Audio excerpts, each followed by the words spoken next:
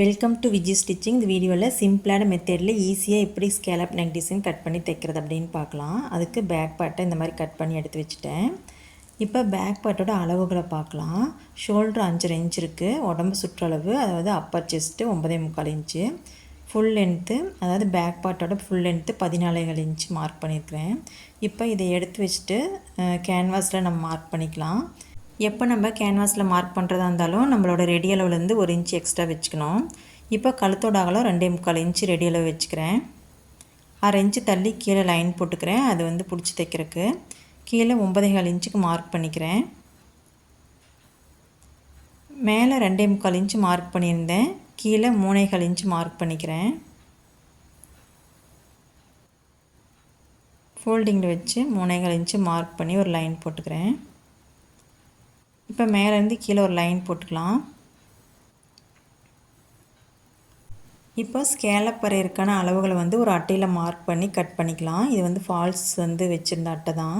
இதை ரெண்டாக ஃபோல்டு பண்ணிவிட்டு ஒரு கார்னரில் நம்ம மார்க் பண்ணிக்கலாம். கீழே வந்து அகலம் வந்து 1 இன்ச் அளவுக்கு மார்க் பண்ணியிருக்கேன். உயரம் 3/4 இன்ச் மார்க் பண்ணியிருக்கிறேன். உங்களுக்கு எந்த அளவுக்கு வந்து அகலம் உயரம் வேணுமோ அந்த அளவுக்கு மார்க் பண்ணிக்கலாம். இதுக்கு ஷேப் வரைஞ்சிட்டு கட் பண்ணி எடுத்துக்கலாம்.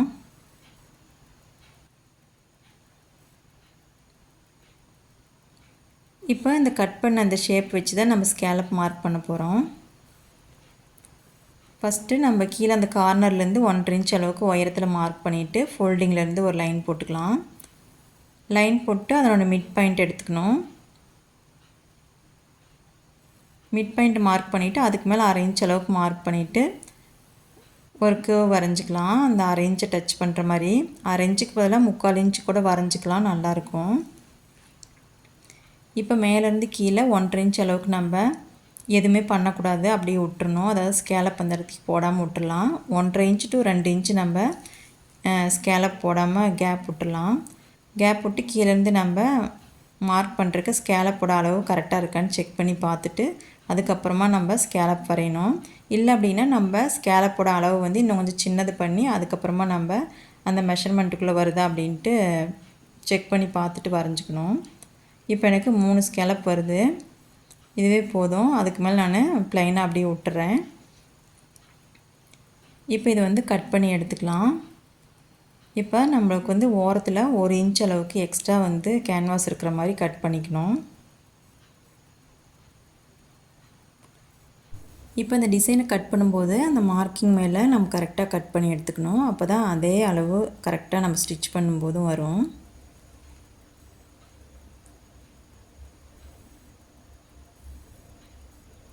மேலே ஷோல்டர்கிட்ட 1/2 இன்ச் அளவுக்கு கேன்வாஸ் விட்டுட்டு கட் பண்ணிக்கணும். இப்போ இந்த கேன்வாஸை லைனிங் கிளாத்தோட நடுப்பகுதியில் வச்சு அயன் பண்ணி எடுத்துக்கலாம். இப்போ நடுப்பகுதி வந்து நம்ம கரெக்டாக மார்க் பண்ணோம். அதுக்கு கீழே வந்து ஏதாவது மார்க்கிங் வச்சு மார்க் பண்ணிக்கலாம். மேலே சிசர் கட் போட்டு எடுத்துக்கலாம். கேன்வாஸ்லேயே அதே மாதிரி கீழே வந்து ஏதாவது மார்க் பண்ணிக்கணும். அதாவது சிசர் கட் போட்டுக்கலாம், இல்லைன்னா மார்க்கர் வச்சு மார்க் பண்ணிக்கலாம். ஷோல்டரோட நடுப்பகுதியில் சிசர் கட் போட்டோம் அப்படின்னா லைனிங்கோடு வச்சு அயன் பண்ணுறதுக்கு ஈஸியாக இருக்கும். இப்போ இந்த மாதிரி செட் பண்ணி வச்சுட்டு அதுக்கப்புறம் நம்ம அயன் பண்ணி எடுத்துக்கணும். இப்போ லைனிங் கடியில் மெயின் கிளாத் வச்சுக்கணும். மெயின் கிளாத்தோட நல்ல பக்கமும் லைனிங்கோட நல்ல பக்கமும் ஒன்று மேலே ஒன்று இருக்கிற மாதிரி நம்ம இந்த மாதிரி வச்சுக்கணும். தைக்கிறதுக்கு முன்னாடி ஃபஸ்ட்டு நேராக எடுத்து வச்சுக்கணும். கீழே கிளாத் வந்து எக்ஸ்ட்ரா விட்ருக்குறேன். இந்த கிளாத் வந்து இருக்கான்னு செக் பண்ணிக்கணும். அதாவது 1.5 இன்ச் அளவுக்கு மடித்து தைக்கிறதுக்கு விட்ருக்கேன். இதை கரெக்டாக வச்சுட்டு அதுக்கப்புறமா நம்ம தைக்க ஸ்டார்ட் பண்ணிக்கலாம். இப்போ ஸ்கேலப்பில் பாருங்கள், இந்த இடத்துக்கு கீழே வந்து அந்த ஸ்ட்ரெயிட்டாக ஒரு லைன் போட்டு ஒரு கர்வ் போட்டிருப்பேன். அது வந்து 1/2 இன்ச் அளவுக்கு கர்வ் போட்டேன். ஸ்கேலப்பு 3/4 இன்ச்சுக்கு போட்டேன். உங்களுக்கு வந்து எந்த அளவுக்கு வேணுமோ அந்த அளவுக்கு போடுங்க. இப்போ ஸ்கேலப் எந்த அளவுக்கு போட்டிங்களோ அதே அளவுக்கு கீழே வந்து அதே அளவுக்கு உயரம் வச்சுக்கோங்க. நான் வந்து 3/4 இன்ச்சுக்கு பதிலாக 1/2 இன்ச்சு வச்சுட்டேன். அதனால் ஷேப் வந்து கீழ்ப்பகுதியில் கொஞ்சம் சின்னதாகவும் ஸ்கேலப் பெருசாகவும் தெரியும். நீங்கள் வந்து போடும்போது ஸ்கேலப்பும் கீழே இருக்கிற அந்த டிசைனும் ஒரே அளவு இருக்கிற மாதிரி கர்வ் போட்டுக்குங்க. இப்போ நம்ம தைச்சி எடுத்துக்கலாம். தைக்கும்போது ஸ்ட்ரெயிட்டாக ஒரு லைன் தைச்சிட்டோம் அப்படின்னாக்க லைனிங்கும் மெயின் கிளாத்தும் விலகி போகாமல் இருக்கும். இப்போ இந்த மாதிரி தைச்சிட்டு அதுக்கப்புறமா நம்ம ஸ்கேலப்பை தைச்சி எடுத்துக்கலாம். ஸ்கேலப் தைக்கும்போது கரெக்டாக அந்த கேன்வாஸ் ஒட்டியே தையல் போட்டு வரணும். அப்படி போட்டு வந்தோம் அப்படின்னா தான் தைச்சி முடிச்சதுக்கப்புறம் பார்க்க நீட்டாக அழகாக இருக்கும். ஸ்கேலப் தைக்கும்போது பொறுமையாக தான் தைக்கணும். நான் வந்து பொறுமையாக தைக்கிறது காமிச்சா லேட் ஆகும் அப்படின்ட்டு ஸ்பீடாக காமிக்கிறேன். பிகினராக இருக்கிறவங்க இப்போ தான் புதுசாக ஸ்கேலப் தைச்சி பழகுறீங்க அப்படின்னா ரொம்ப பொறுமையாக தைங்க. அப்போ தான் அழகாக வரும்.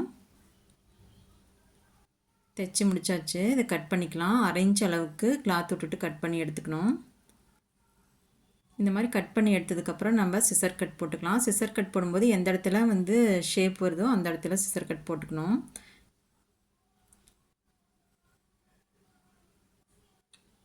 நல்லா கட் பண்ணல அப்படின்னா நல்லா கட் பண்ணி விட்டுட்டு திருப்பினா தான் நல்லா திரும்பும். அதனால் செக் பண்ணிவிட்டு அதுக்கப்புறமா திருப்புங்க. ஷேப் நல்லா திரும்பல அப்படின்னாக்கா டூல்ஸ் ஏதாவது வச்சு இந்த மாதிரி திருப்பி விட்டுக்குங்க. பார்க்குறக்கு நீட்டாக அழகாக வந்துடும். அதுக்கப்புறம் ஒரு அயன் பண்ணிவிட்டு மறுபடியும் தைச்சி எடுத்துக்கலாம். எப்பவுமே நம்ம ஸ்கேலப் வந்து திருப்பினதுக்கப்புறம் ஒரு அயன் பண்ணிட்டோம் அப்படின்னா ஸ்டிச் பண்ணுறதுக்கு நீட்டாக அழகாக வந்துடும்.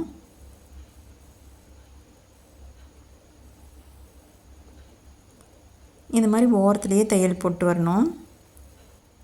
தையல் போட்டு வந்தோம்னா ஸ்கேலப்பு படிஞ்சு நீட்டாக இருக்கும். அவ்வளோதாங்க, நம்ம தைச்சி முடிச்சிட்டோம். இப்போ லைனிங்கை தைச்சி முடிச்சுட்டு அதை கட் பண்ணி விட்டுடலாம்.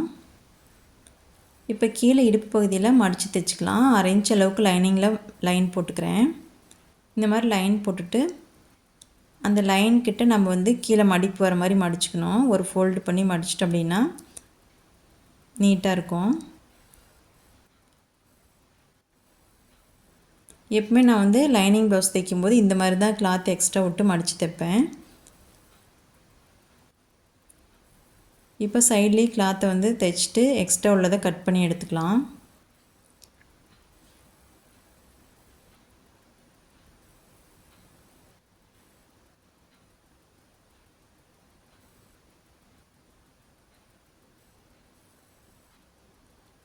அவ்வளோதாங்க, நம்ம கம்ப்ளீட் பண்ணிட்டோம்.